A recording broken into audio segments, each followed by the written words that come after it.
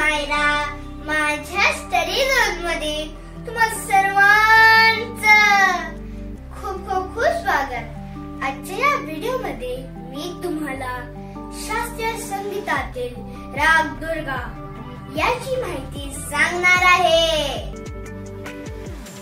राग दुर्गा या रागात ग आणि नी हे स्वर वरच्या असून बाकी सर्व स्वर शुद्ध लागतात। जाती ओढ ओढ वादी स्वर्ध संवादी स्वरे गाण्याची वेळ केव्हाही प्रकृती गंभीर थाट बिलावल रस भक्ती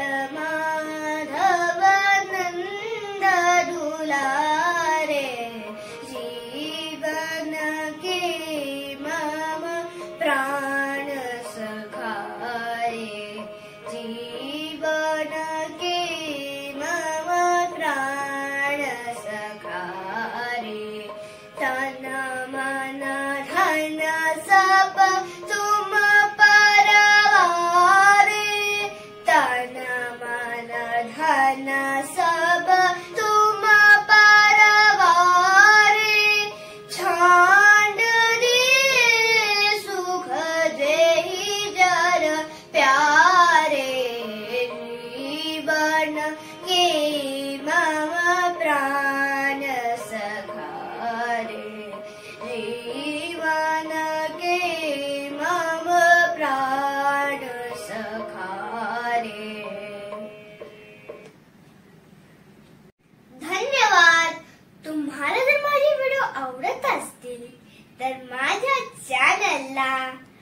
लाईक करा, शेअर करा आणि सबस्क्राईब करा.